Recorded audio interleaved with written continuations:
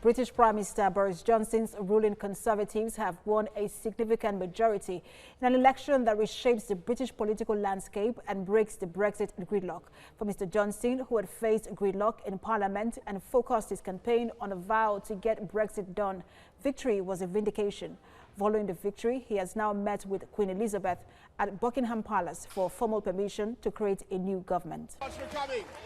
Well, my friends, good morning, everybody. My friends, well, we did it. We did it. We pulled it off, didn't we? We pulled it off. We broke the deadlock. We ended the gridlock. We smashed the roadblock.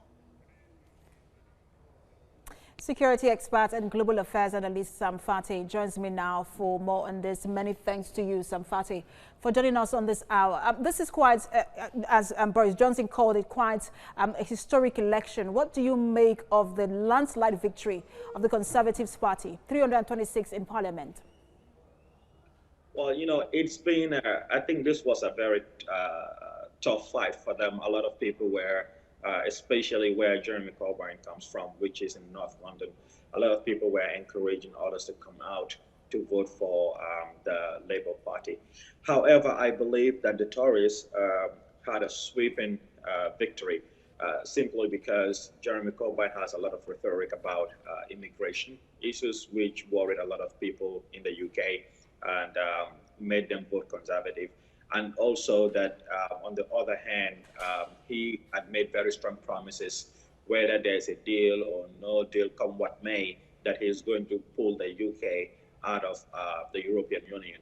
I mean, that was very important for him because he had some support, surprisingly, from a lot of people in the business community. However, we must note that Boris Johnson was also a businessman and a very influential one in London, and he supported the businesses a lot when he was mayor as well.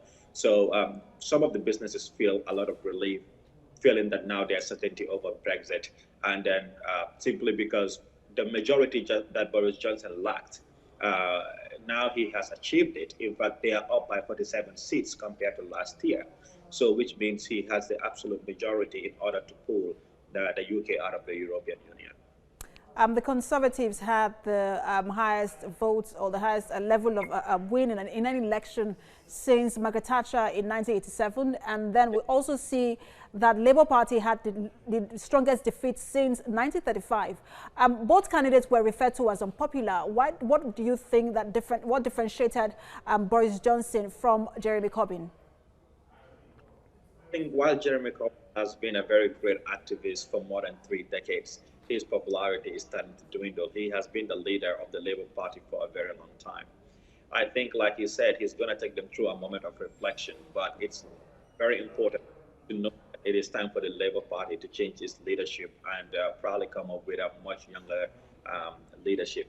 Also, they have to look at their campaign strategy. A lot of the support that the Labour Party is facing is coming from young people, and a lot of young people are not registered to vote, or they can be part of your campaign and make a lot of noise on social media, but they may not come out to vote or are not registered to vote. And I think that there is where you have a similarity contrast between what happened to the Labour Party in this election and what happened to Hillary Clinton during the 2016 presidential elections here in the United States. Now, I think one of the issues that a lot of young people and a lot of those voters that have naturalized to become British citizens and are now eligible to vote, a lot of their concerns have been not just on the Brexit, but a lot of concerns have been pointed to the NHS, which is the National Health Services.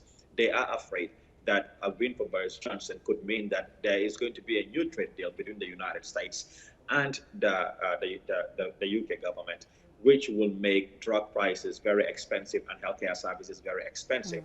That they feel that Boris Johnson could become more of a lapdog for Donald Trump, and Donald Trump can convince him to privatize their health sector, and which will mean their health sector will become as expensive and inaccessible as that of the United States. Let's look at one of the biggest surprises in this election, which is the fact that Jo Swinson, who is the leader of the Liberal Democrats, lost her seat. She seemed really confident. Experts also seemed confident that her party, which is the Liberal Democrats, were going to be the deciding vote if either Jeremy Corbyn or Boris Johnson refused to get a majority or do not get a majority in the election, but she lost a seat. What do you think happened there? I think what happened there is the Liberal Democrats, well, like their name indicated, leaned a lot towards what the Labour Party sounded like, and I believe that made them lose some of their support. I mean, they should take a more unique stand in their own approaches, in their own approach, and in the way they do politics.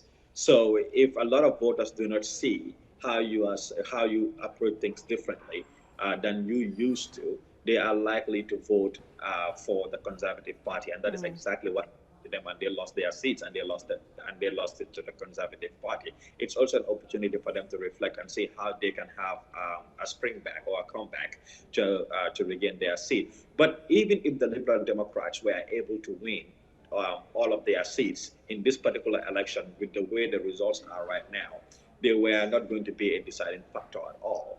Right now, even the Scottish National Party, which used to support the Labour Party, are not going to be a deciding factor. Even though the Scottish National Party won 11 more seats, mind you, the Labour Party lost about 52 more seats, while the Conservatives gained 49. So even if the Liberal Democrats won their seats, and let's say the Conservatives only won merely 30 more seats, they were going to have a sweeping mandate. Now, the only way that this may not go through for Boris Johnson, which would be difficult to say, looking at the fact that they just had their victory and they're all excited. So if he tables a Brexit deal right now, he is likely to have it passed if he doesn't waste any time. And they only have until January 31st. And after that, they only have 11 more months to come up with a very good trade deal. And that is not going to keep businesses on their toes. So, but the only way this is not going to go through for Boris Johnson would be that the Conservative Party is going to be deeply divided. Like if they have deep disagreements suddenly and deep divisions, which is very unlikely at this point in time. All right, let's also look, you mentioned the Scottish National Party, which is the party of Nicola Sturgeon. They had a sweeping victory in Scotland.